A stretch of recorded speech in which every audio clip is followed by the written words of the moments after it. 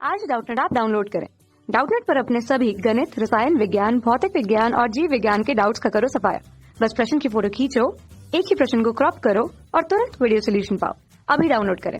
Hello दोस्तों, हमारा प्रश्न है आपतन कोण के साथ विचलन कोण में परिवर्तन को प्रदर्शित करने वाला ग्राफ खींचिए। इस ग्राफ में न्यूनतम विचलन को प्रदर्शित कीजिए। ठीक है, तो सबसे पहले समझते हैं कि विचलन कोण क्या होता है। ठीक है, तो देखिए ये हमारा क्या प्रिज्म ABC है। इसमें क्या होता है कि एक प्रकाश आपतित हो रही है। ठीक है, तो इसके दो पृष्ठ पे AB और AC है, जहाँ पे क्या हो रहा है कि एक पृष्ठ से प्रकाश आपतित हो रही है और दूसरे से निर्गत हो रही है। ठीक है, तो अगर हम यहाँ पे देखें तो चूंकि हमारा यहाँ पे अपवर्तन की क्रिया होती है, तो हम जानते हैं कि अपवर्तन की क्रिया में जो प्रकाश जब अपवर्तित होती है तो वह अपने पथ से क्या होती है, विचलित होती है।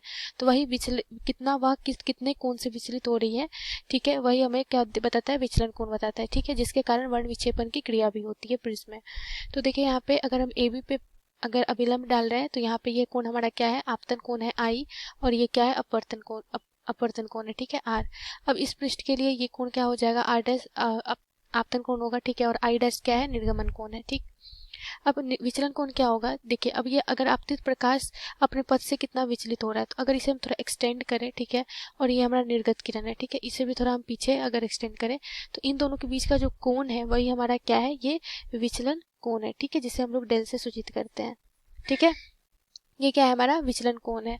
तो विचलन कोण न्यूनतम विचलन की स्थिति में कब होता है कि जब ये विचलन कोण का मान क्या हो जाए, न्यूनतम हो जाए। मतलब I के मान को बढ़ाने पे भी, ठीक है, इसका मान I के उस मान के लिए जिसमें डेल का मान क्या हो, सबसे कम हो, न्यूनतम प्राप्त हो, वही क्या होता है, न्यूनतम विचलन का कोण होता है। ठीक है, तो आपतन कोण और विचलन कोण के बीच में अगर हम ग्राफ को देखें तो देखिए इस प्रकार से ग्राफ बनता है। इस ग्राफ से अगर हम देखें तो ये जो बिंदु है, ठीक है, ये हमारा क्या होता है, ये न्यूनतम विचलन होता है। ठीक है, डेल M जिसे सूचित करते हैं।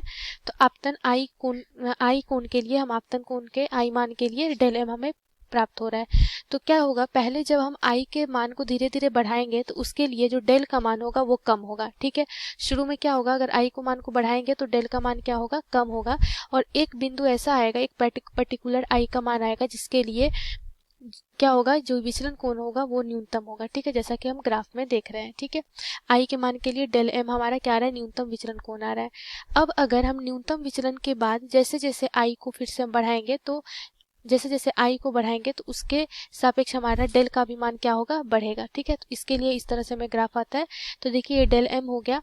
अब जैसे जैसे अगर पहले देखिए हम क्या करते हैं कि I को जैसे जैसे हम क्या कर रहे हैं, देखिए यहाँ पे बढ़ा रहे हैं। ठीक है, तो I को जैसे जैसे हम बढ़ाएंगे तो डेल का मान वैसे वैसे हमें क्या प्राप्त हो रहा है, कम प्राप्त हो रहा है। ठीक है, ये एक्सिस हमारा क्या है, डेल का, और ये I है। ठीक है, तो न्यूनतम विचलन के बाद अब हम देखें तो जैसे जैसे हम I के मान को बढ़ा रहे हैं तो फिर हमें न्यूनतम विचलन के बाद डेल का भी मान हमें क्या प्राप्त हो रहा है, अधिक प्राप्त हो रहा है। ठीक है, तो इस प्रकार से ग्राफ बनता है I और डेल के बीच का। ठीक है, धन्यवाद। कक्षा 6वीं से 12वीं से लेकर नीट, IIT, JEE वो एडवांस के लेवल तक 1 करोड़ से ज्यादा छात्रों का भरोसा। आज ही डाउनलोड करें डाउटनेट ऐप या व्हाट्सएप करें अपने सारे डाउट्स 8400 400 400 पर।